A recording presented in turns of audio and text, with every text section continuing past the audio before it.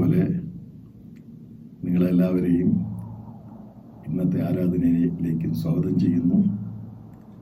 ദൈവം നമ്മളെല്ലാവരെയും അനുഗ്രഹിച്ച് കാക്കുമാറാകട്ടെ. ആമേൻ. നമുക്ക് പ്രാർത്ഥിക്കാം.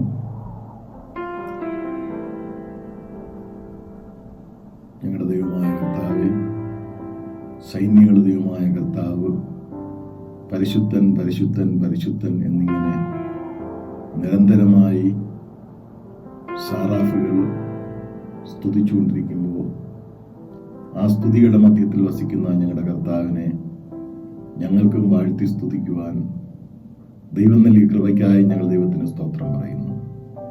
ഇന്നത്തെ ആരാധന അങ്ങ് അനുഗ്രഹിക്കണമേ. ഞങ്ങളുടെ ഹൃദയത്തിലും ശരീരത്തിലും കർത്താവെ, ഞങ്ങളുടെ ബുദ്ധിയിലും അങ്ങ് ഇടപെടണമേ എന്ന് ഞങ്ങളോട് പ്രാർത്ഥിക്കുന്നു. ഞങ്ങളുടെ കുറവുകൾ ഞങ്ങൾക്ക് ക്ഷമിച്ചു തരണമേ കർത്താവെ.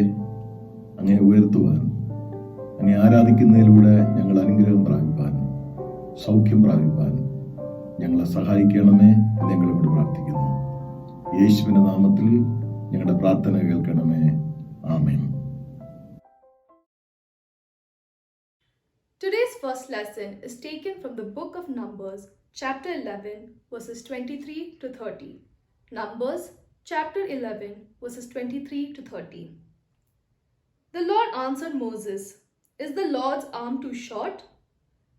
You will now see whether or not what I say will come true for you." So Moses went out and told the people what the Lord had said. He brought together 70 of their elders and had them stand around the tent. Then the Lord came down in a cloud and spoke with him, and he took the spirit that was on him and put the spirit on the 70 elders. When the spirit rested on them, they prophesied, but they did not do so again. However, 2 men whose names were Eldad and Medad had remained in the camp. They were listed among the elders and did not go out to the tent. Yet the Spirit also rested on them, and they prophesied in the camp. A young man ran and told Moses, "Eldad and Medad are prophesying in the camp." Joshua, son of Nun, who had been Moses' aide since youth, spoke up and said, "Moses, my lord, stop them." But Moses replied, "Are you jealous for my sake? I wish that all the Lord's people were prophets, and that the Lord would put his Spirit on them."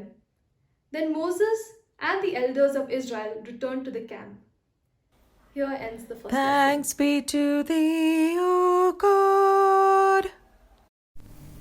23-ാം സങ്കീർത്തനം നമുക്ക് വാക്യപ്രതിവാക്യമായി വായിക്കാം. Sam 23. യഹോവ എന്റെ ഇടയനാകുന്നു, എനിക്ക് മുട്ടുണ്ടാകുകയില്ല. പച്ചയായ പുൽപ്പുറങ്ങളിൽ അവൻ എന്നെ കിടത്തുന്നു, സ്വസ്ഥതയുള്ള വെള്ളത്തിനരികത്തേക്ക് എന്നെ നടത്തുന്നു. എന്റെ പ്രാണനെ അവൻ തണുപ്പിക്കുന്നു, തിരുനാമ നിമിത്തം എന്നെ നീതിപാതകളിൽ നടത്തുന്നു. കൂരുകൾ താഴെ കൂടി നടന്നാലും ഞാൻ ഒരർത്ഥവും ഭയപ്പെടുകയില്ല. നീ എന്നോടുകൂടെ ഇരിക്കുന്നുവല്ലോ, നിന്റെ വടിയും കോലും എന്നെ ആശ്വസിപ്പിക്കുന്നു. എന്റെ ശത്രുക്കൾ കാണുകെ നീ എനിക്ക് വിരുന്നൊരുക്കുന്നു. എന്റെ തലയെ എണ്ണ കൊണ്ട് അഭിഷേകം ചെയ്യുന്നു, എന്റെ പാനപാത്രവും നിറങ്ങി കവിയുന്നു. നന്മയും കരുണയും എന്റെ ആയുഷ്കാലമൊക്കെയും എന്നെ പിന്തുടരും. ഞാൻ യഹോവയുടെ ആലയത്തിൽ ദീർഘകാലം വസിക്കും. പിതാവിനും പുത്രനും പരിശുദ്ധാത്മാവിനും മഹത്വമുണ്ടാകട്ടെ, ആദിയിലും ഇപ്പോഴും എന്നേക്കുമുള്ളതായി തന്നെ. ആമേൻ.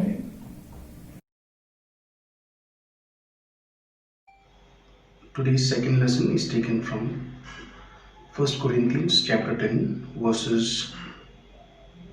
1 to 4. I want you to remember, my brothers, what happened to our ancestors who followed Moses. They were all under the protection of the cloud and all passed safely through the Red Sea. In the cloud and in the sea, they were all baptized as followers of Moses. All ate the same spiritual bread and drank the same spiritual drink. They drank from the spiritual rock that went with them, and that rock was Christ himself. Here ends the second lesson. Thanks be to thee, O God. The Gospel reading for today is taken from the Gospel according to St. John, chapter 10, verses 7 to 18. The Gospel according to St. John, chapter 10, verses 7 to 18. Then Jesus said to them again, Most assuredly, I say to you, I am the door of the sheep. All who ever came before me are thieves and robbers, but the sheep did not hear them. I am the door. If anyone enters by me, he will be saved, and will go in and out and find pasture. The thief does not come except to steal, and to kill, and to destroy. I have come that they may have life, and that they may have it more abundantly. I am the good shepherd. The good shepherd gives his life for the sheep. But a hireling, he who is not the shepherd, one who does not own the sheep, sees the wolf coming and leaves the sheep and flees. And the wolf catches the sheep and scatters them. The hireling flees because he is a hireling and does not care about the sheep. I am the good shepherd, and I know my sheep and am known by my own. As the Father knows me, even so I know the Father, and I lay down my life for the sheep. And other sheep I have which are not of this fold. Them also I must bring, and they will hear my voice, and there will be one flock and one shepherd. Therefore my Father loves me, because I lay down my life that I may take it again. No one takes it from me, but I lay it down of myself. I have power to lay it down, and I have power to take it again. This command I have received from my Father. Here ends the gospel. Praise be to thee, O Christ. ഇന്നത്തേക്കുള്ള പ്രത്യേക പ്രാർത്ഥനകൾ, birthdays and wedding anniversaries. Mister Albert Davy, Mrs Tessy Sherin, Lena Mary Solomon, Fina Abraham Thampi. Wedding anniversaries Jose Vino Malayil and Ansi Malay, Matthew P. Matthew, and Bobby Stella Woman. പ്രാർത്ഥിക്കാം. ഞങ്ങളെ വാത്സല്യമായി സ്നേഹിക്കുന്ന കർത്താവേ, ഞങ്ങളുടെ പ്രിയപ്പെട്ടവരുടെ ജീവിതത്തിൽ ഒരു വർഷം കൂടി ദൈവം ദാനം ചെയ്ത കൃപയ്ക്കായി ഞങ്ങൾ ദൈവത്തിന് സ്തോത്രം പറയുന്നു. പ്രവേശിക്കുന്ന വർഷം അനുഗ്രഹത്തിൻ്റെയും സൗഖ്യത്തിൻ്റെയും ബലത്തിൻ്റെയും കർത്താവെ വിജയത്തിൻ്റെയും വർഷമാക്കി തീർക്കുവാൻ അങ്ങേക്ക് ഇഷ്ടം തോന്നണമേ. അവരുടെ ജീവിതം അനുഗ്രഹകരമായിരിക്കാൻ അങ്ങ് സഹായിക്കണമേ. അവരുടെ ബുദ്ധിയിലും പ്രവൃത്തിയിലും അങ്ങ് കൂടെ ഇരിക്കണമേ. പ്രത്യേകിച്ച് വിവാഹ വാർഷികത്തിൽ പ്രവേശിച്ചിരിക്കുന്ന പ്രിയപ്പെട്ടവരെ ഓർക്കുന്നു. സകല കുടുംബത്തിനും പേര് വരുവാൻ കാരണഭൂതനായ അവിടുത്തെ ദൈവമായ സാന്നിധ്യം കൊണ്ട് അവിടുത്തെ മക്കളെ നിറയ്ക്കുകയും ആസ്വദിക്കുകയും ചെയ്യണമേ എന്ന് ഞങ്ങൾ ഇവിടെ പ്രാർത്ഥിക്കുന്നു. ദൈവം ചെയ്ത നന്മകളെ ഓർത്ത് ദൈവത്തെ സ്തുതിക്കുന്ന പ്രിയപ്പെട്ടവരെയും അങ്ങ് അനുഗ്രഹിക്കണമേ. അങ്ങ് തന്നതല്ലാതെ ഒന്നുമില്ല കർത്താവേ. ഏതെങ്കിലും തരത്തിൽ ഭാരത്തിൽ, കടഭാരത്തിലോ രോഗത്തിൻ്റെ ഭാരത്തിലോ ദുരിതത്തിലോ പ്രയാസത്തിലോ ഏകാന്തതയുടെ അനുഭവത്തിലോ ഇരിക്കുന്നവരെയും ഓർക്കുന്നു. അവർക്ക് ആശ്വാസം, കൃപ, നന്മ അങ്ങ് കൽപ്പിക്കണമേ എന്ന് അപേക്ഷിക്കുന്നു. പ്രത്യേകാൽ ഇസാഹുവിനെ ഓർക്കുന്നു, അതിൻ്റെ പ്രവർത്തനങ്ങളെ ഓർക്കുന്നു. മോളി കൊച്ചമ്മയെ ദൈവത്തിൻ്റെ കരത്തിലേക്ക് തരുന്നു. അവിടുത്തെ കരത്തിൽ അങ്ങ് താങ്ങിക്കൊള്ളണമേ. നൽകിയിരിക്കുന്ന എല്ലാ അനുഗ്രഹങ്ങൾക്കായും നല്ല സാക്ഷ്യത്തിനായും ദൈവത്തിന് സ്തോത്രം പറയുന്നു. തുടർന്ന് ഞങ്ങളെ എല്ലാവരെയും അനുഗ്രഹിക്കണം. യേശുവിന്റെ നാമത്തിൽ ഞങ്ങളുടെ പ്രാർത്ഥന കേൾക്കണമേ. ആമേൻ.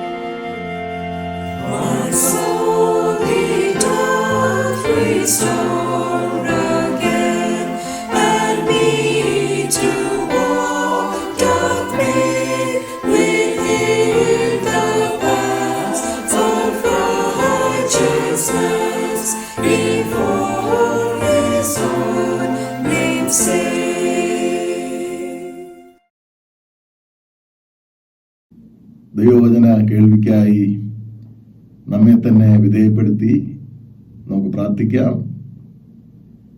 അടിയങ്ങളുടെ പാറയും അടിയങ്ങളുടെ വീണ്ടെടുപ്പുകാരനുമായ കർത്താവേ, അടിയന്റെ വായിലെ വാക്കുകളും ഞങ്ങളുടെ എല്ലാവരുടെയും ഹൃദയത്തിലെ ധ്യാനവും അങ്ങേക്ക് ഇഷ്ടകരമായിരിക്കാൻ പിതാവിൻ്റെയും പുത്രൻ്റെയും പരിശുദ്ധാത്മാവിൻ്റെയും നാമത്തിൽ സഹായിക്കണമേ. ആമേൻ. ഇന്ന് നമ്മുടെ വർഷിപ്പ് ഓർഡർ അനുസരിച്ച് ഇന്ന് നമ്മൾ ചിന്തിക്കേണ്ടതായ വിഷയം വൺ ലോർഡ് വൺ ബാപ്റ്റിസം എന്ന വിഷയത്തെ അടിസ്ഥാനപ്പെടുത്തിയാണ്. ഒരു കർത്താവും ഒരു സ്നാനവും. 2020 ആഗസ്റ്റ് മാസം 16-ാം തീയതി നാം ബാപ്തിസ്മ എന്ന കൂദാശയെക്കുറിച്ച് വളരെ വിശാലമായി ചിന്തിച്ചു. അതിൽ ഇൻഫന്റ് ബാപ്റ്റിസം, ശിശു സ്നാനം, അതിൻ്റെ ആധ്യാത്മികതയെക്കുറിച്ച് വചനപരമായും താത്വികപരമായും ചരിത്രപരമായും നാം കേട്ടു. കേൾക്കാത്തവർ യൂട്യൂബിലൂടെ ആ പ്രസംഗം ഒന്ന് ശ്രദ്ധിക്കാനായി ഞാൻ നിങ്ങളോട് ആരംഭമായി പറയുന്നു. സഭയുടെ ആരംഭകാലം മുതൽ നിലനിന്ന ഒരു കൂദാശയാണ് ചൈൽഡ് ബാപ്റ്റിസം. അതിനെക്കുറിച്ച് കൂടുതൽ വിശാലമായി പറയുവാൻ ഞാൻ ആഗ്രഹിക്കുന്നില്ല. സ്നാനം എന്ന പദം വെറും തെളിപ്പിലൂടെയും മുക്കലിലൂടെയും കഴുകലിലൂടെയും മാത്രം ചിന്തിക്കത്തക്ക ഒരു വിഷയമല്ല. അതിന് അഗാധമായ അർത്ഥം ഉണ്ട് എന്ന് നമ്മൾ വേദപുസ്തകത്തിൻ്റെ ഭാഗങ്ങൾ പരിശോധിക്കുമ്പോൾ ഗ്രഹിക്കുവാൻ സാധിക്കുന്നു. സ്നാനത്തിന് കഴുകുക, മുക്കുക, നിമഗ്നം ചെയ്യുക, നനയ്ക്കുക, കുളിക്കുക, തെളിക്കുക, കഷ്ടത സഹിക്കുക, മരിക്കുക, അഭിഷേകം പ്രാപിക്കുക, ഇങ്ങനെ നാനാ അർത്ഥങ്ങളും ആശയങ്ങളും അടങ്ങിയിട്ടുണ്ട്. അക്ഷരത്തേക്കാൾ അതിൻ്റെ ആത്മീയതയും ആന്തരികമായ അർത്ഥതലങ്ങളും നാം ഗ്രഹിക്കുന്നതാണ് ഉചിതം. ബാപ്റ്റിസം എന്ന കൂദാശ അത് നാം മനസ്സിലാക്കണമെങ്കിൽ പഴയ നിയമത്തിലെ ചരിത്രത്തിലൂടെയും നാം കടന്നു പോകേണ്ടി ഇരിക്കുന്നു. അദൃശ്യനായ ദൈവത്തിൻ്റെ ദൃശ്യമായ കൃപയുടെ അടയാളമാണല്ലോ കൂദാശകൾ. അങ്ങനെ CSI സഭ പിന്തുടരുന്ന 2 കൂദാശകളിൽ വിശുദ്ധ സംസർഗവും സ്നാനവും അതിലൊന്നാണ് സ്നാനം എന്ന് നാം മനസ്സിലാക്കിയിട്ടുണ്ടല്ലോ. പഴയ നിയമത്തിൽ ഈ വാക്കിന് ആന്തരിക ശുദ്ധീകരണത്തിൻ്റെയും നിറവിൻ്റെയും അർത്ഥങ്ങളുണ്ട്. ശക്തീകരണത്തിൻ്റെ പശ്ചാത്തലങ്ങൾ അതിലടങ്ങിയിട്ടുണ്ട്. വചനാഭിഷേകം, ആത്മാഭിഷേകം, ഇത് സ്നാനത്തിൻ്റെ മറ്റ് വിവരണങ്ങളാണ്. അതാണ് അപ്പോസ്തല പ്രവൃത്തി 2-ാം അധ്യായത്തിൽ നാം കണ്ടതായ തീയുടെയും ആത്മാവിൻ്റെയും അഭിഷേകം. ലൂക്കോസ് സുവിശേഷം 3-ാം അധ്യായം 16-ാം വാക്യത്തിൽ സ്നാപയോഹന്നാൻ പറയുന്നു, യേശു പരിശുദ്ധാത്മാവ് കൊണ്ടും തീ കൊണ്ടും സ്നാനം കഴിപ്പിക്കും എന്നുള്ളത്. അതുകൊണ്ട് ഇതൊരു വിശാലമായ അർത്ഥത്തിൽ നാം ചിന്തിക്കേണ്ടിയിരിക്കുന്നു. നമ്മുടെ വിഷയം വൺ ലോർഡ് വൺ ബാപ്റ്റിസം എന്നുള്ളതാണ്. ബാപ്റ്റിസത്തെ പറ്റി ചുരുക്കമായി ഞാൻ പറഞ്ഞു കഴിഞ്ഞു. അതുപോലെ ലോർഡ് എന്ന പദവും ധാരാളമായി വേദപുസ്തകത്തിലുണ്ട്. ഈ പദം ലൗകികമായും യഥാർത്ഥമായും ഉപയോഗിച്ചിട്ടുണ്ട്. Secular use of the word Lord. അതൊരു വ്യക്തിയുടെ ഉന്നതിയെ, പദവിയെ സൂചിപ്പിക്കുന്നു. ഭരണപരവും ഔദ്യോഗികവും സാമൂഹികമായ പദവികൾ അലങ്കരിക്കുന്നവരെയും ലോർഡ് എന്ന് പറയാറുണ്ട്. എന്നാൽ വേദപുസ്തകത്തിൽ എബ്രായ ഭാഷയിൽ അദോനോയ് അല്ലെങ്കിൽ അദോം എന്ന പദവും, ആരാമ്യ ഭാഷയിൽ മേരെ എന്ന പദവും ഗ്രീക്ക് ഭാഷയിൽ കുരിയോസ് എന്ന പദവും സർവശക്തനായ ദൈവത്തെ മാത്രം ബഹുമാനിച്ചുകൊണ്ടുള്ളതാണ്. പ്രാചീന കാലത്ത് അദോനായി എന്ന പദം ഉച്ചരിക്കുവാൻ പോലും ജനങ്ങൾ ഭയന്നിരുന്നു. കാരണം അത്രമാത്രം മഹത്വം ലോർഡ്, കർത്താവിന്, യഹോവയ്ക്ക്, ദൈവത്തിന് കൊടുത്തിരുന്നു എന്ന് സാരം. ഈ ഭയം നിറഞ്ഞ ഈ പദത്തിന്റെ ഇംഗ്ലീഷ് പരിഭാഷയാണ് ലോർഡ് എന്നുള്ളത്. മലയാളത്തിൽ അത് കർത്താവേ എന്ന് പരിഭാഷപ്പെടുത്തിയിരിക്കുന്നു. The word Lord expresses all grades of dignity, honor and majesty. I am the Lord God. There is no other God except me. I am the only God. നിങ്ങൾക്ക് ഇത് മനസ്സിലായി കാണും എന്ന് വിശ്വസിക്കുന്നു. ദൈവമല്ലാതെ മറ്റൊരു കർത്താവല്ലാതെ മറ്റൊരു കർത്താവില്ല എന്ന് സ്ഥാനം. വേദപുസ്തകത്തിൽ പറഞ്ഞിരിക്കുന്ന സ്വയംഭൂവായ സെൽഫ് എസിസ്റ്റന്റായ ഈ ലോർഡിന് മുകളിലായും താഴെയുമായും നിയന്ത്രിക്കുവാനോ ചോദ്യം ചെയ്യുവാനോ മറ്റൊരു ശക്തിയും ഇല്ല എന്ന് നാം മനസ്സിലാക്കണം. ഇത് ഒരു യേഴ്സം ഗാഡ്, ഭയാനകമായ ഒരു ദൈവമാണ്. വീണ്ടും പറഞ്ഞാൽ ഈ ലോർഡ് എന്ന് പറഞ്ഞിരിക്കുന്നത് ഒമിനിഷ്യൻസ്, ഓനിപ്പൊട്ടന്റ്, ഓമിനിപ്രസൻസ് ആൻഡ് ഓൾമൈറ്റി ഗാഡ്, സർവശക്തനായ ദൈവം, സർവവ്യാപിയായ ദൈവം, സർവജ്ഞാനിയായ ദൈവം. ഈ ദൈവത്തെ പറ്റി സാദൃശ്യപ്പെടുത്തുവാൻ മറ്റൊരു ഉദാഹരണങ്ങളും സ്വർഗത്തിലുമില്ല ഭൂമിയിലുമില്ല എന്നുള്ളതും ഇന്നത്തെ ചിന്തയിൽ നാം മനസ്സിലാക്കേണ്ടിയിരിക്കുന്നു. ഇന്നത്തെ പഴയ നിയമവേദഭാഗം നമുക്ക് വളരെ പരിചയമുള്ള വേദഭാഗമാണ്. സംഖ്യാപുസ്തകം 12-ാം അധ്യായം 23 മുതൽ 30 വരെയുള്ള വാക്യങ്ങൾ. ഈ അധ്യായത്തിന്റെ പ്രധാന പ്രമേയം മരുഭൂമിയിൽ ഇസ്രായേൽ ജനം കർത്താവിനെതിരെ പിറുപിറുക്കുന്നതാണ്. അക്കാരണത്താൽ അവർ ദൈവകോപത്തിന് ഇരയായി ശിക്ഷ അനുഭവിക്കുന്നതായും നാം വായിക്കുന്നു. ആദ്യമായി ദൈവകോപത്തിന്റെ ഫലമായി തീ അവരുടെ കത്തി പാളയത്തിന്റെ അറ്റങ്ങളിലുള്ളവരെ ദഹിപ്പിച്ചു കളഞ്ഞു എന്ന് നാം അതിന്റെ പ്രാരംഭ വാക്യങ്ങളിൽ വായിക്കുന്നു. ജനം മോശയോട് നിലവിളിച്ചു, യഹോവയോട് പ്രാർത്ഥിച്ചു, തീ കെട്ടുപോയി. അതുകൊണ്ട് ആ സ്ഥലത്തിന് തബേര എന്ന് പേർ വിളിച്ചിരിക്കുന്നു. അവരുടെ പ്രധാനപ്പെട്ട വിഷയം എന്ന് പറയുന്നത് ഇറച്ചിക്കായുള്ള നിലവിളിയാണ്. മിസ്രൈമിൽ വെച്ച് കഴിച്ച മാംസ്യം,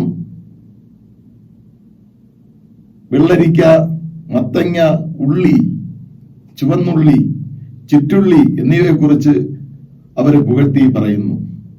എന്നാൽ ദൈവം മരുഭൂമി വെച്ച് അവർക്ക് കൊടുത്ത കൊത്തമ്പാലേരി പോലെയുള്ള ഗുലുവിലിന്റെ നിറമുള്ള മന്ന തിരികളിൽ പൊടിച്ചോ അതോ ഉരലിൽ ഇടിച്ചോ കലത്തിൽ പുഴുങ്ങിയോ അപ്പമുണ്ടാക്കി എണ്ണ ചേർത്ത് കഴിച്ച തേനിന്റെ രുചി പകർന്ന ആ ആഹാരത്തെക്കുറിച്ച് അവർ ഇകഴ്ത്തി പറയുന്നു, താഴ്ത്തി പറഞ്ഞ് പിറുപിറുക്കുന്നു.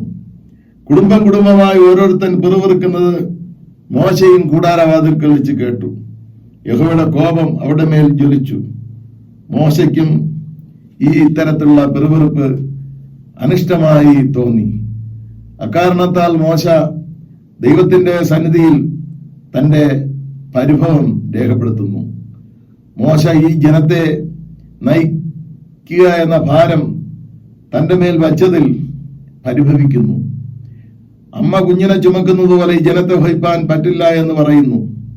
ഈ ജനത്തിന് തിന്നാൻ ഇറച്ചി എവിടെ നിന്ന് കിട്ടും എന്ന് ചോദിക്കുന്നു.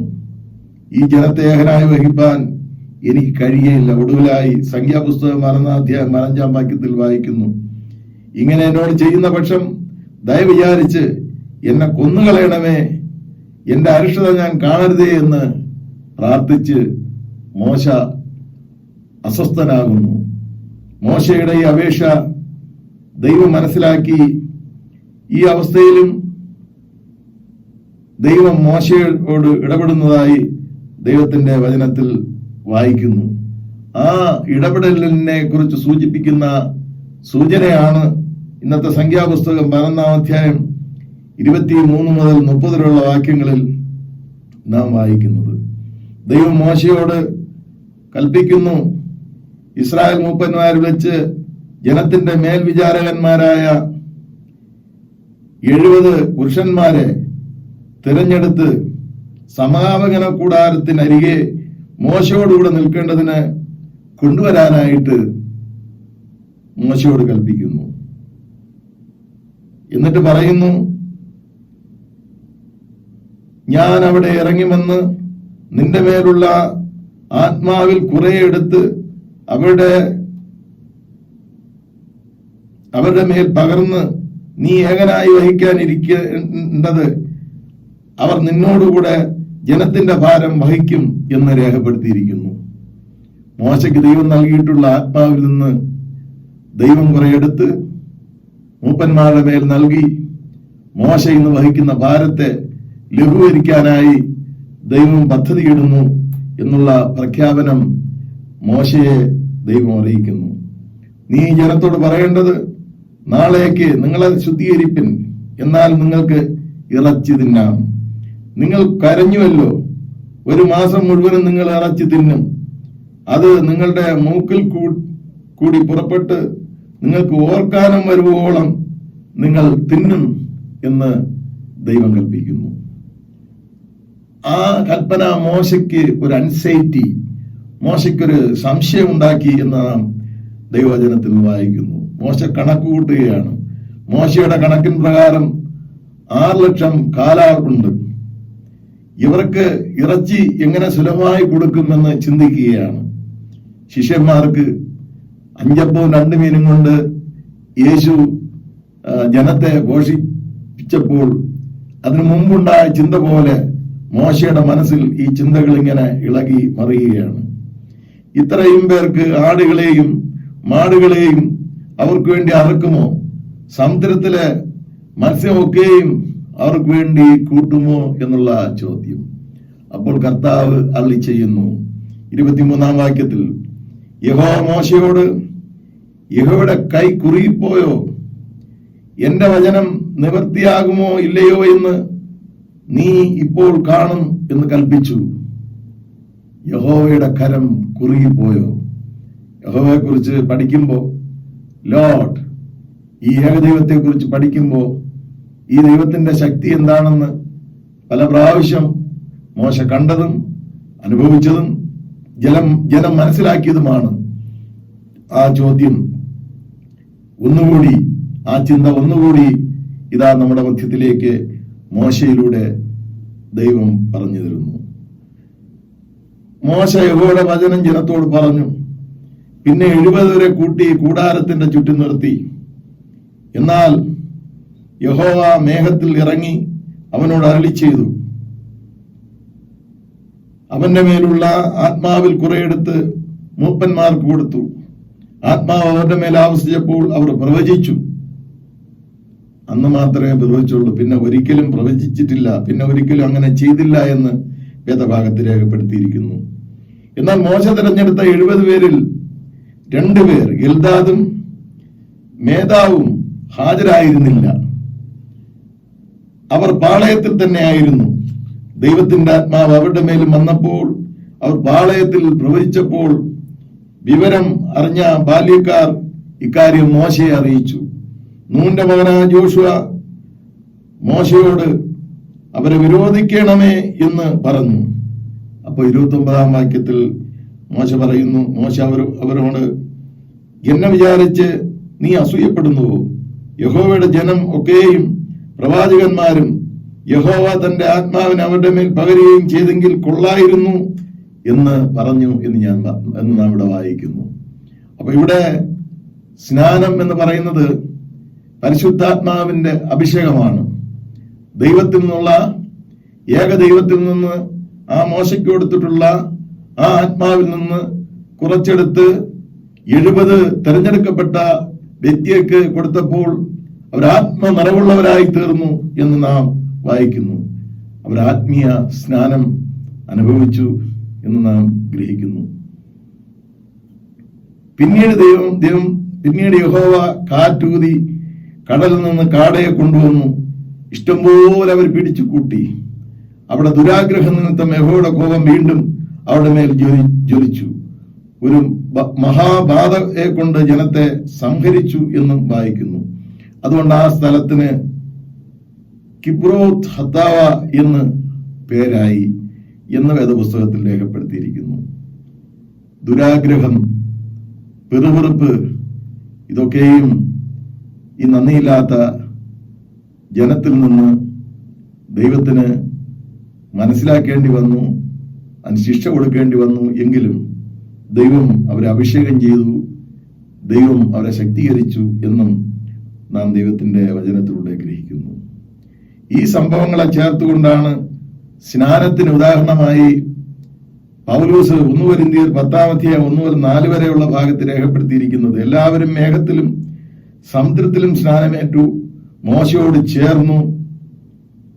ചേർന്നുവെന്നും എല്ലാവരും ഒരേ ആത്മീയ ആഹാരം തിന്നുവെന്നും എല്ലാവരും ഒരേ ആത്മീയ പാനീയം കുടിച്ചുവെന്നും അവരെ അനുഗമിച്ച ആത്മീയ പാറയായ ക്രിസ്തു അവരോടൊപ്പം ഉണ്ടായിരുന്നുവെന്നും ആ യാത്രയുണ്ടായിരുന്നുവെന്നും രേഖപ്പെടുത്തിയിരിക്കുന്നു. അപ്പൊ ദൈവത്തിന്റെ ആ ശേഖനയുടെ പ്രത്യക്ഷത, മേഘത്തിന്റെ പ്രത്യക്ഷത, കൂടാരത്തിലെ സാന്നിധ്യം, പിന്നെ കടൽ കടന്ന് രക്ഷപ്പെട്ടത്, ഇതെല്ലാം സ്നാനത്തിന്റെ അനുഭവങ്ങളായി വേദഭാഗത്ത് രേഖപ്പെടുത്തിയിട്ടുണ്ട്. പുറപ്പാട് പുസ്തകം 40-ാം അധ്യായം 34 മുതൽ 38 വരെയുള്ള അധ്യായം വായിക്കുമ്പോഴും ഈ സംഗതികൾ നമുക്ക് വ്യക്തമായി ഗ്രഹിക്കുവാൻ സാധിക്കുന്നു. വീണ്ടും യോഹന്നാൻ സുവിശേഷം 10-ാം അധ്യായം 7 മുതൽ 18 വരെയുള്ള വാക്യത്തിലേക്ക് നമ്മുടെ ചിന്തയെ കൊണ്ടുവരാം. അന്ത്യോക്യസ് 4-ാമൻ എപ്പിഫാനസ് അശുദ്ധമാക്കിയ യെരുശലേം ദേവാലയം മക്കാവിയുടെ നേതൃത്വത്തിൽ പിടിച്ചെടുത്തു, പുനർപ്രതിഷ്ഠ നടത്തി. ഈ പുനർപ്രതിഷ്ഠാ ദിവസം അറിയപ്പെട്ടത് പ്രകാശത്തിന്റെ തിരുനാൾ എന്നാണ്. അത് ചരിത്രകാരനായ ജോസിഫസ് രേഖപ്പെടുത്തുന്നു. ഈ തിരുനാളിൽ എസേക്കിയേൽ പ്രവാചകന്റെ പുസ്തകം 34-ാം അധ്യായം ആലയത്തിൽ വായിച്ചിരുന്നു. ഇവിടെ ഇടയ പാരമ്പര്യങ്ങളിലൂടെ ദൈവം ആരാണെന്ന് വിവരിക്കുന്ന പ്രസ്താവനകളുണ്ട്. പ്രത്യേകിച്ച് 34-ാം അധ്യായം 11-ാം വാക്യത്തിൽ യഹോവ തന്നെ കർത്താവെന്ന് ഊന്നി പറഞ്ഞിരിക്കുന്നു. ഞാനാണ് നിങ്ങളുടെ ദൈവമായ കർത്താവ്, ഞാനാണ് യഗോ ഏമി. യേശുവിന്റെ വാക്കുകളിലും പ്രസംഗങ്ങളിലും ആടുകളും ഇടയന്മാരും അവരെ കുറിച്ചുള്ള വിവരണങ്ങളും വളരെ സജീവമായിരുന്നു. ഇതിൽ ചിലതാണല്ലോ കാണാതെ ആയ ആട്, ചിതറിപ്പോയ ആട് തുടങ്ങിയവ. ഇവിടെ യേശുവിന്റെ ഞാൻ, ഐ ആം സേയിങ്സ്, ഈ പ്രസ്താവനകൾ പിതാവ് ഞാനാകുന്നവൻ ഞാനാകുന്നു എന്ന് പറയുന്നതും ദൈവമാണ് കർത്താവ് എന്ന് പറയുന്നതുമായ ചിന്തകളോടുകൂടി സാരാംശത്തിൽ ചേർന്ന് നിൽക്കുന്നവയാണ്.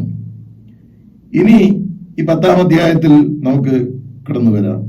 യോഹന്നാൻ സുവിശേഷം 10-ാം അധ്യായം അതിന്റെ 1 മുതൽ 5 വരെയുള്ള ഭാഗത്ത് 2 ഉപമ പറയുന്നു. 1 മുതൽ 3 വരെ ആട്ടിൻ തൊഴുത്തിന്റെ ഉപമ, 3 മുതൽ 5 വരെ ഇടയന്റെയും ആടിന്റെയും ഉപമ. 7 മുതൽ 18 വരെയുള്ള വാക്യങ്ങളിലും 2 ഉപമ പറയുന്നു. അതായത് അതിന്റെ 10-ാം വാക്യത്തിൽ ഞാനാണ് വാതിൽ, അതിന്റെ 11-ാം വാക്യത്തിൽ ഞാനാണ് നല്ല ഇടയൻ. ഈ അധ്യായത്തിലെ മിഷൻ സ്റ്റേറ്റ്മെന്റ് ആണ് അവർക്ക് ജീവൻ ഉണ്ടാകുവാനും സമൃദ്ധിയായി ഉണ്ടാകുവാനും അത്രേ ഞാൻ വന്നിരിക്കുന്നത്.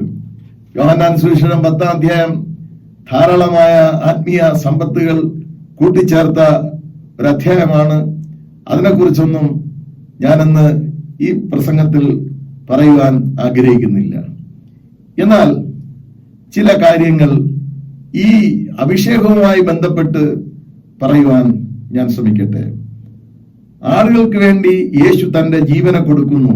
15-ാം വാക്യത്തിൽ 17-ാം വാക്യത്തിൽ ആ ജീവനെ വീണ്ടും പ്രാപിക്കുന്നു. 18-ാം വാക്യത്തിൽ അതിനെ കൊടുപ്പാനും വീണ്ടും പ്രാപിപ്പാനും എനിക്ക് അധികാരമുണ്ട് എന്ന് രേഖപ്പെടുത്തിയിരിക്കുന്നു. ഇതിന്റെ അർത്ഥം എന്താണ്? ആടുകളുടെ രക്ഷ എന്ന് പറയുന്നത്, ആത്യന്തികമായ രക്ഷ എന്ന് പറയുന്നത് യേശുക്രിസ്തു ജീവൻ കൊടുത്ത് എടുക്കുന്ന ഒന്നാണ്. മാത്രമല്ല, ആ ജീവൻ കൊടുത്തതിന് ശേഷം ആ ജീവനെ തിരിച്ചെടുക്കുവാനുള്ള ശക്തിയുമുണ്ട്. അങ്ങനെയാണെങ്കിൽ ഇത് റോമാലേഖനവുമായി ബന്ധപ്പെടുത്തി ചിന്തിക്കുമ്പോൾ അവിടെ പൗലോസ് പറയുന്നത്, സ്നാനം എന്ന് പറയുന്നത് അവനോടുകൂടി മരിക്കുകയും അവനോടുകൂടി അടക്കപ്പെടുകയും അവനോടുകൂടി ഉയർത്തെഴുന്നേൽക്കപ്പെടുകയും ചെയ്യുന്ന ഒരവസ്ഥയാണ്. അതാണ് സ്നാനം എന്ന് പറയുന്നത്. അപ്പൊ യേശുക്രിസ്തുവിന്റെ മരണം സ്നാനത്തോടുകൂടി ചേർത്ത് ചിന്തിച്ചിരിക്കുന്നു. ലൂക്കോസിന്റെ സുവിശേഷം 12-ാം അധ്യായം 50-ാം വാക്യം അവിടെ പറയുന്നു, യോഹന്നാനാൽ സ്നാനപ്പെട്ട യേശു പറയുകയാണ്, എനിക്കൊരു സ്നാനം ഏൽക്കാനുണ്ട്, അത് കഴിവോളം ഞാൻ എത്ര ഞരങ്ങുന്നു. മാർക്കോസ് സുവിശേഷം 10-ാം അധ്യായം 38-39 വാക്യം വായിക്കുമ്പോൾ, ഞാൻ കുടിക്കുന്ന പാനപാത്രം കുടിപ്പാനും ഞാൻ ഏൽക്കുന്ന സ്നാനം ഏൽപ്പാനും നിങ്ങൾക്ക് കഴിയുമോ? ശിഷ്യന്മാർ പറഞ്ഞു, കഴിയും. യേശു പറയുകയാണ്, ഞാൻ കുടിക്കുന്ന പാനപാത്രം നിങ്ങൾ കുടിക്കുകയും ഞാൻ ഏൽക്കുന്ന സ്നാനം നിങ്ങൾ ഏൽക്കുകയും ചെയ്യും നിശ്ചയമെന്ന് രേഖപ്പെടുത്തിയിരിക്കുന്നു. അങ്ങനെയാണെന്നുണ്ടെങ്കിൽ സ്നാനം എന്ന് പറയുന്നത്, ജലസ്നാനം എന്ന് പറയുന്നത് ഒരാരംഭമാണ്.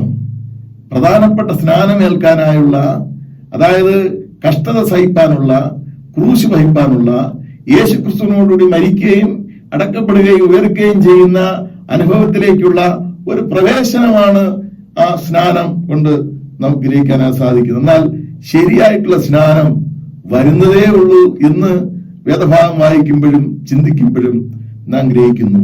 ആ അനുഭവത്തിലൂടെ ശിഷ്യന്മാർക്കും പിന്നീട് കടന്നു പോകേണ്ടതായിട്ട് വന്നു. പല സന്ദർഭത്തിലും അവരെ ക്രൂശിനെ മാറി പോയെങ്കിലും, അകന്നു പോയെങ്കിലും ഒടുവിൽ യേശുവിനോട് ചേർന്ന് ആ അനുഭവത്തിലേക്ക് അവർക്ക് എത്തിച്ചേരേണ്ടതായിട്ട് വന്നു എന്ന് നാം ഗ്രഹിക്കുന്നു. രണ്ട് കാര്യങ്ങളാണ് ഇവിടെ യോഹന്നാൻ പറയുന്നത്. ക്രോസ് സെന്റേഡ് സ്പിരിച്വാലിറ്റി, അതിനെ ഡെവലപ്പ് ചെയ്ത് പൗലോസ് പറയുന്നത് ലൈഫ് ഇൻ ക്രൈസ്റ്റ്, നാം ക്രിസ്തുവിലും ക്രിസ്തു നമ്മിലുമാകുന്ന ഒരു വേദശാസ്ത്രപരമായ വഴിയെക്കുറിച്ച്, ചിന്തയെക്കുറിച്ച് ഇവിടെ പൗലോസ് തുറന്ന് കാണിക്കുന്നു. സ്നാനം യേശുവിന്റെ ക്രൂശിനോടുള്ള താതാമ്യം പ്രാപിക്കലാണ്. അതിലൂടെ നാം അനുഭവിക്കുന്ന നിത്യജീവന്റെ അനുഭവമായി നാം ചിന്തിക്കേണ്ടിയിരിക്കുന്നു. എഫേസ്യ ലേഖനം 4-ാം അധ്യായം 4-5 വാക്യങ്ങൾ വായിക്കുമ്പോൾ, പ്രത്യാശ ഏകം, ശരീരം ഒന്ന്, ഒരു ആത്മാവ്, ഒരു കർത്താവ്, ഒരു വിശ്വാസം, ഒരു സ്നാനം, എല്ലാവർക്കും പിതാവും ഒരുവൻ തന്നെ എന്ന് രേഖപ്പെടുത്തിയിരിക്കുന്നു. മറ്റേതെങ്കിലും രീതിയിൽ ആരെങ്കിലും ചിന്തിക്കുകയാണെങ്കിൽ അതെല്ലാം തെറ്റാണെന്ന് വേദപുസ്തകം നമ്മെ പഠിപ്പിക്കുകയാണ്. ഒരു കർത്താവ്, ഒരു സ്നാനം, ഒരു ദൈവം, ഒരു വിശ്വാസം, ഒരു ശരീരം, ആ ചിന്തയിലേക്കാണ് ഇവിടെ പൗലോസ് പറയുന്നത്. ആ ഒരു ചിന്തയിലേക്കാണ്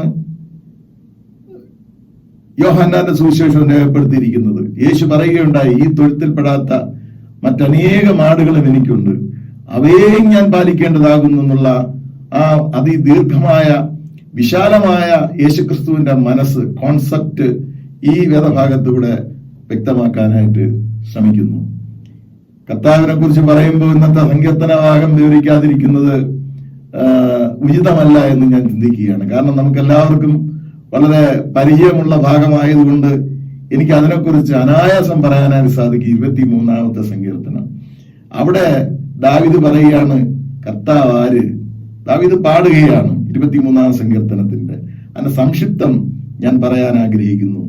ദൈവം നമ്മെ കിടത്തുന്നു, ദൈവം നമ്മെ നടത്തുന്നു, ദൈവം നമ്മെ, നമ്മുടെ ആത്മാവിനെ തണുപ്പിക്കുന്നു, ദൈവം നമ്മെ ആശ്വസിപ്പിക്കുന്നു, ദൈവം വിരുന്നൊരുക്കുന്നു, തലയെ എണ്ണ കൊണ്ട് അഭിഷേകം ചെയ്യുന്നു. മാത്രമല്ല, പാനപാത്രം നിറഞ്ഞു കവിയത്തക്ക അനുഭവത്തിൽ ഒടുവിലായി ആലയത്തിൽ സ്വർഗത്തിൽ ദീർഘകാലം വസിക്കുന്ന ഒരു അനുഭവത്തിലേക്ക്, അവന്റെ ആലയത്തിൽ ഞാൻ ദീർഘകാലം വസിക്കുന്ന അനുഭവത്തിലേക്ക് നമ്മെ നടത്തുന്നു. ചുരുക്കി പറഞ്ഞാൽ പരിപാലകനായ, മേയ്പ്പനായ, മേയ്ക്കുന്നവനായ കർത്താവ് ദൈവം നമുക്ക് പ്രൊവൈഡറാണ്, പ്രൊട്ടക്ടറാണ്, സസ്റ്റൈനറാണ് എന്നുള്ള ആ ചിന്ത വളരെ സജീവമായി ഈ സങ്കീർത്തനത്തിൽ ഉണ്ട്. എല്ലാം തരുന്നവൻ, സംരക്ഷിക്കുന്നവൻ, നിലനിർത്തുന്നവൻ. അത് നമ്മളിന്ന് ശ്രദ്ധിക്കപ്പെടേണ്ട, ഇന്നത്തെ വേദഭാഗത്ത് നമ്മൾ ശ്രദ്ധിക്കപ്പെടേണ്ടതായ ഒരു കാര്യം, എന്റെ തലയെ എണ്ണ കൊണ്ട് അഭിഷേകം ചെയ്യുന്ന ദൈവം, എന്റെ തലയെ എണ്ണ കൊണ്ട് അഭിഷേകം ചെയ്യുന്ന കർത്താവ്. അതാണ് സ്നാനം, അതാണ് പരിശുദ്ധാത്മ സ്നാനം, അതാണ് നിറവ്. ആത്യന്തികമായി എന്റെ മനസ്സിലും എന്റെ ശരീരത്തിലും നിറയ്ക്കുന്ന, നിറവ് തരുന്ന, സുഖം തരുന്ന, ആത്മീയ സംതൃപ്തി തരുന്ന, എന്നെ ശുദ്ധമാക്കുന്ന, പരിശുദ്ധമാക്കുന്ന, ദൈവത്തിന്റെ സ്നേഹത്തിൽ കൂട്ടിച്ചേർക്കുന്ന ഒരു കർത്താവിനെ കുറിച്ചുള്ള വെളിപ്പെടുത്തലാണ് ഇവിടെ ദാവീദ് സങ്കീർത്തനക്കാരൻ നടത്തുന്നത്. അതുകൊണ്ട് ആ സ്നാനമേൽക്കുവാൻ, സ്നാനപ്പെട്ടവരായ നാം ആ സ്നാനമേൽക്കുവാൻ, ആ കൃപ ലഭിപ്പാൻ, ആ നിറവ് പ്രാപിപ്പാൻ കാരണമായി തീരട്ടെ എന്ന് ആഗ്രഹിക്കുന്നു, പ്രാർത്ഥിക്കുന്നു. കർത്താവെന്ന്, സ്നാനമെന്ന് ഇത് തരുന്നതും നമ്മുടെ കർത്താവ് തന്നെയാണ്. ആ കൃപ ലഭ്യമാകുവാൻ ദൈവം നമ്മെ സഹായിക്കട്ടെ. ആമേൻ. വാത്സല്യമായി സ്നേഹിക്കുന്ന കർത്താവേ, ഞങ്ങൾക്ക് തരുന്ന നല്ല അനുഭവങ്ങൾക്കായി ഞങ്ങൾ ദൈവത്തിന് സ്തോത്രം പറയുന്നു. വേദപുസ്തക ചിന്തയിൽ സ്നാനം എന്ന് പറയുന്നത് വെറുതെ ജലത്തിൽ മുക്കുന്നതോ തളിക്കുന്നതോ എന്നല്ല. അതിന് വലിയ തലങ്ങളുണ്ട് കർത്താവേ, വലിയ അർത്ഥമുണ്ട്. അത് തരുന്ന ദൈവമാണ്. ആ അഭിഷേകത്തിനായി സ്തോത്രം കർത്താവേ. മോശയോട് ഒപ്പം 70 പേരെ അഭിഷേകം ചെയ്തു, ആത്മനിറവ് നൽകി. ദൈവത്തെ സ്തുതിക്കുന്നു. അവരെ പഠിപ്പിച്ചു, അങ്ങ് കർത്താവാണ്. അത്ഭുതം പ്രവർത്തിച്ചു കർത്താവേ. അവർക്ക് അതിശയം തോന്നത്തക്ക രീതിയിൽ അത്ഭുതം പ്രവർത്തിച്ചു. വാക്കുമാറാത്ത കർത്താവാണ് കർത്താവേ. അങ്ങ് ഉപമ പറഞ്ഞപ്പോൾ യേശുക്രിസ്തു ജനത്തെ പഠിപ്പിച്ചു. എങ്ങനെയാണ് യേശു കർത്താവായിരിക്കുന്നതെന്ന് ഞങ്ങൾ മനസ്സിലാക്കുന്നു. ക്രൂശിലൂടെ, മരണത്തിലൂടെ, ജീവൻ നൽകിയ ആടിനെ സ്നേഹിച്ചതിലൂടെ, ആടിന് നിത്യജീവൻ കൊടുത്തതിലൂടെ അങ്ങ് ഞങ്ങളുടെ കർത്താവായിരിക്കുന്നു. ഞങ്ങൾ ദൈവത്തിന് സ്തോത്രം പറയുന്നു. അതിനെക്കുറിച്ച് സൂചിപ്പിക്കുന്ന സൂചനയാണ് സ്നാനമെന്ന് പൗലോസ് രേഖപ്പെടുത്തുന്നു. വ്യക്തമായി ഞങ്ങളുടെ മനസ്സിനകത്ത് ആ ചിന്ത ആഴ്ന്നിറങ്ങുവാൻ അങ്ങ് സഹായിക്കണമേ. അങ്ങയോടുകൂടി മരിക്കുകയും അങ്ങയോടുകൂടി അടക്കുകയും അടക്കപ്പെട്ടതിന് ശേഷം അങ്ങയോടുകൂടി ഉയർക്കുകയും ചെയ്യുന്ന ഒരനുഭവമാണല്ലോ സ്നാനം. കർത്താവെ, അതിന് ഞങ്ങൾ പാകപ്പെടുവാൻ അങ്ങ് സഹായിക്കണമേ എന്ന് പ്രാർത്ഥിക്കുന്നു. അങ്ങ് ഞങ്ങളിൽ അങ്ങ് വസിക്കുന്ന ഒരവസ്ഥ, അതിലുപരിയായി ഞങ്ങളെ കിടത്തുകയും നടത്തുകയും വിശ്രമം തരികയും ആശ്വസിപ്പിക്കുകയും ഞങ്ങളുടെ പാനപാത്രം നിറഞ്ഞു കവിയത്തക്ക അനുഭവത്തിൽ ഞങ്ങളെ സഹായിക്കുകയും ശത്രുവിന് മുമ്പിൽ മേശയൊരുക്കുകയും അവസാന നിത്യതയിൽ കർത്താവെ ഞങ്ങൾക്ക് യുവായുഗം വാഴുവാനുള്ള ഭാഗ്യം തരികയും ചെയ്യുന്ന ആ പദവിയും ആ കൃപയും കർത്താവിൽ നിന്ന് ലഭിക്കുന്നു എന്ന് ഞങ്ങൾ അറിയുന്നു. അതിനായിട്ട് ഞങ്ങൾ ദൈവത്തിന് സ്തോത്രം പറയുന്നു. ആടിനെ എണ്ണ കൊണ്ട് അഭിഷേകം ചെയ്യും, പരിശുദ്ധാത്മാവിന്റെ അഭിഷേകം ആടിന് നൽകുമെന്ന ആ പാട്ടിലെ പ്രസ്താവന കർത്താവെ ഞങ്ങളുടെ ജീവിതത്തിലും ശരിയായി തീരുവാൻ അങ്ങ് സഹായിക്കണമേ. ഞങ്ങളെല്ലാവരെയും ആസ്വദിക്കുകയും അനുഗ്രഹിക്കുകയും ചെയ്യണമേ എന്ന് പ്രാർത്ഥിക്കുന്നു. വചനത്തിന്റെ ശക്തിക്കായി സ്തോത്രം. യേശുവിലൂടെ ഞങ്ങളുടെ പ്രാർത്ഥന കേൾക്കണമേ. ആമേൻ. I believe in God, the Father Almighty, maker of heaven and earth, and in Jesus Christ, His only Son, our Lord, who was conceived by the Holy Spirit, born of the Virgin Mary, suffered under Pontius Pilate, was crucified, dead, and buried. He descended into hell. The third day He rose again from the dead. He ascended into heaven and sitteth on the right hand of God the Father Almighty. From thence He shall come to judge the quick and the dead. I believe in the Holy Spirit, the Holy Catholic Church, the communion of saints, the forgiveness of sins, the resurrection of the body, and the life everlasting. Amen. മധ്യസ്ഥ പ്രാർത്ഥനയ്ക്കായിട്ട് നമുക്ക് നമ്മുടെ തലകളെ വണക്കാം. ആദ്യമായി കഴിഞ്ഞ ഒരാഴ്ചക്കാലം നമ്മളെ അത്ഭുതകരമായി കാത്തു പരിപാലിച്ച ദൈവത്തിന് നമുക്ക് സ്തോത്രം ചെയ്യാം. ഈ മഹാമാരിയുടെ കാലത്തും വഴി നടത്തിക്കൊണ്ടിരിക്കുന്ന വൻ കൃപയ്ക്കായിട്ട് നമുക്ക് സ്തോത്രം ചെയ്യാം. നമ്മുടെ സഭയുടെ ശുശ്രൂഷ ചെയ്യുന്ന അച്ഛനെയും കുടുംബത്തെയും ഓർത്ത് പ്രാർത്ഥിക്കാം. അവരുടെ കർത്തവ്യങ്ങളെ ഭംഗിയായി നിർവഹിക്കുന്നതിനായി ദൈവം ശക്തി പകരുന്നതിനായി നമുക്ക് പ്രാർത്ഥിക്കാം. സഭയിലെ ഓരോ അംഗങ്ങളെയും അവരുടെ കുടുംബങ്ങളെയും ഓർത്ത് പ്രാർത്ഥിക്കാം. നമ്മുടെ ഇടയിൽ രോഗാവസ്ഥയിലായിരിക്കുന്നവരെ ദൈവകരങ്ങളിൽ സമർപ്പിച്ച് പ്രാർത്ഥിക്കാം. ഗ്രേസ് ആൻറ്റി, നിമു ആൻറ്റി, നിമി എന്നിവർക്ക് വേണ്ടി പ്രാർത്ഥിക്കാം. വാർദ്ധക്യത്തിലായിരിക്കുന്ന നമ്മുടെ മാതാപിതാക്കളെ ഓർത്ത് പ്രാർത്ഥിക്കാം.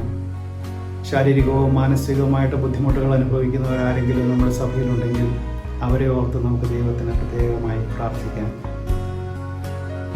നമ്മുടെ സഭയിലെ വിവിധ സംഘടനകൾക്ക് വേണ്ടി പ്രാർത്ഥിക്കാം. Sunday school, youth fellowship, women's fellowship, choir, church committee, building committee എന്നിവയെ ഓർത്ത് പ്രത്യേകം പ്രാർത്ഥിക്കാം. കർത്താവിൻ്റെ വേല ഭംഗിയായി ചെയ്യുന്നതിന് വേണ്ടി ഓരോരുത്തരെയും ശക്തീകരിക്കുന്നതിന് വേണ്ടി നമുക്ക് പ്രാർത്ഥിക്കാം. നമ്മുടെ ആലയത്തിൻ്റെ പ്രോജക്റ്റിന് വേണ്ടി നമുക്ക് പ്രാർത്ഥിക്കാം. എല്ലാവിധമായിട്ടുള്ള തടസ്സങ്ങളും മാറിയിട്ട് പ്രോജക്റ്റിൻ്റെ പണി പെട്ടെന്ന് പൂർത്തിയാകുവാനും ദൈവത്തിൻ്റെ കൃപയ്ക്ക് വേണ്ടി നമുക്ക് പ്രാർത്ഥിക്കാം. ഈ ഓൺലൈൻ സർവീസിന് വേണ്ടി അധ്വാനിക്കുന്ന എല്ലാവരെയും നമുക്ക് ദൈവകരങ്ങളിൽ ഓർക്കാം. റിജോയെയും കുടുംബത്തെയും സോണിയെയും കുടുംബത്തെയും ഓർത്ത് പ്രത്യേകം പ്രാർത്ഥിക്കാം. ഈ കാര്യങ്ങളെല്ലാം ഓർത്തുകൊണ്ട് രണ്ടാമത്തെ ലിത്താനി നമുക്ക് പ്രാർത്ഥനയ്ക്കായി ഉപയോഗിക്കാം. ഓരോ പ്രാർത്ഥനയുടെയും പിന്നാലെ കർത്താവെ കരുണയുണ്ടാകണമേ എന്നുള്ള വാക്യമായി പറയണം. മേലിൽ നിന്നുള്ള സമാധാനത്തിന് വേണ്ടിയും നമ്മുടെ ആത്മാക്കളുടെ രക്ഷയ്ക്ക് വേണ്ടിയും നമുക്ക് കർത്താവിനോട് പ്രാർത്ഥിക്കാം. ലോകസമാധാനത്തിന് വേണ്ടിയും ദൈവത്തിൻ്റെ വിശുദ്ധ സഭയുടെ ക്ഷേമത്തിന് വേണ്ടിയും സകല മനുഷ്യരുടെയും ഐക്യത്തിന് വേണ്ടിയും നമുക്ക് കർത്താവിനോട് പ്രാർത്ഥിക്കാം.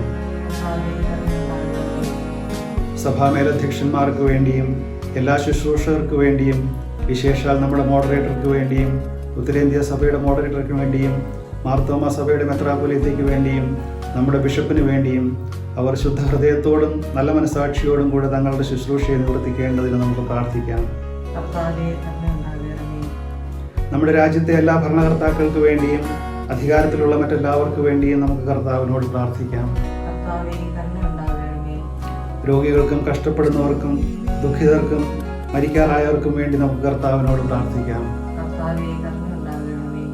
അഗതികൾക്കും വിശന്നിരിക്കുന്നവർക്കും അനാഥർക്കും വിധവമാർക്കും പീഡ അനുഭവിക്കുന്നവർക്കും വേണ്ടി നമുക്ക് കർത്താവിനോട് പ്രാർത്ഥിക്കാം. അന്ധകാരത്തിൽ നിന്നും തൻ്റെ അത്ഭുത പ്രകാശത്തിലേക്ക് നമ്മെ വിളിച്ചവൻ്റെ സൽഗുണങ്ങളെ ഘോഷിപ്പാൻ തക്കവണ്ണം നമുക്ക് വേണ്ടിയും ക്രിസ്തുവിൻ്റെ നാമം ഏറ്റുപറയുന്ന ഏവർക്ക് വേണ്ടിയും നമുക്ക് കർത്താവിനോട് പ്രാർത്ഥിക്കാം. ഈ ഭൂമിയിൽ ദൈവത്തെ സേവിച്ച് ഇപ്പോൾ വിശ്രമിക്കുന്ന എല്ലാ ദൈവഭൃത്യന്മാരോടും കൂടെ തൻ്റെ അന്തമില്ലാത്ത സന്തോഷത്തിൻ്റെ പൂർണ്ണതയിലേക്ക് പ്രവേശിക്കുന്നതിനായി നമുക്ക് കർത്താവിനോട് പ്രാർത്ഥിക്കാം. നമുക്ക് വീണ്ടും പ്രാർത്ഥിക്കാം. സകല ജ്ഞാനത്തിൻ്റെയും ഉറവയാകുന്ന കർത്താവെ, ഞങ്ങൾ ചോദിക്കുന്നതിന് മുമ്പേ തന്നെ ഞങ്ങളുടെ ആവശ്യങ്ങൾ നീ ഗ്രഹിച്ചിരിക്കുന്നു. ചോദിക്കുന്നതിലുള്ള ഞങ്ങളുടെ അജ്ഞതയും നീ അറിയുന്നു. ഞങ്ങളുടെ അയോഗ്യത മൂലം പല കാര്യങ്ങളും നിന്നോട് ചോദിപ്പാൻ ഞങ്ങൾ തുനിയുന്നില്ല. ഞങ്ങളുടെ അന്ധത മൂലം പല ആവശ്യങ്ങളും തിരുമുമ്പാകെ സമർപ്പിപ്പാൻ കഴിയുന്നതുമില്ല. എന്നാൽ ഞങ്ങളുടെ ബലഹീനതകളിൽ മനസ്സിലുണ്ടായി ഞങ്ങൾക്ക് ആവശ്യമുള്ളതെല്ലാം ഞങ്ങളുടെ കർത്താവായ യേശു ക്രിസ്തുവിൻ്റെ യോഗ്യത മൂലം ഞങ്ങൾക്ക് തരുവാൻ ഇഷ്ടമുണ്ടാകണമെന്ന് ഞങ്ങൾ നിന്നോട് അപേക്ഷിക്കുന്നു. ആമേൻ. Glory be to God. Welcome one and all in the precious name of our Lord and Savior Jesus Christ. Thank you, beloved brothers and sisters, for the warmth, love and hospitality extended to us during our home visits for the last couple of days. It is also observed that there is a change in addresses and telephone numbers of some of our members. Please do update them in our records. We are also working out on plans for the conduct of Harvest Festival virtually and also are planning on other fellowship encouraging activities. We are also planning on cottage prayer meeting. So if we firm up, we would be communicating that to you. We are looking out for various options and the feasibility of those options. In the meantime, continue to pray for relief from this pandemic, because it is showing its effects on our congregation. Also for our project, for speedy and early completion. And request you all to clear your dues, your harvest dues, your subscription dues, as well at the earliest. If you need any information as to your outstanding balances, please do connect with me or Baichu. Thank you, Achin, Rijo, for helping us put this worship together. Thank you. God bless us all. Our Father, who art in heaven, hallowed be thy name. Thy kingdom come, thy will be done on earth as it is in heaven. Give us this day our daily bread, and forgive us our trespasses, as we forgive those who trespass against us. And lead us not into temptation, but deliver us from evil. For thine is the kingdom, the power, and the glory, forever and ever. Amen. വിശ്വാസത്തോടുകൂടി ആശീർവാദം കേൾക്കുക. ദൈവത്തിന്റെ കരുണയുള്ള കൃപയിലും കാവലിലും ഞങ്ങൾ നിങ്ങളെ ഭരമേൽപ്പിക്കുന്നു. കർത്താവ് നിങ്ങളെ അനുഗ്രഹിച്ച് കാക്കുമാറാകട്ടെ. കർത്താവ് തിരുമുഖം നിങ്ങളുടെ മേൽ പ്രകാശിപ്പിച്ച് നിങ്ങളോട് കൃപയുള്ളവനാകട്ടെ. കർത്താവ് തിരുമുഖം നിങ്ങളുടെ മേൽ ഉയർത്തി നിങ്ങൾക്കെല്ലാവർക്കും സമാധാനം നൽകുമാറാകട്ടെ. ഇങ്ങനെ പിതാവും പുത്രനും പരിശുദ്ധാത്മാവുമായ സർവശക്തനായ ദൈവത്തിന്റെ അനുഗ്രഹം നമ്മുടെ ഇടയിലുണ്ടായി നാം എല്ലാവരോടും കാലാവസാനം കൂടാതെ ഉണ്ടായിരിക്കുമാറാകട്ടെ. ആമേൻ.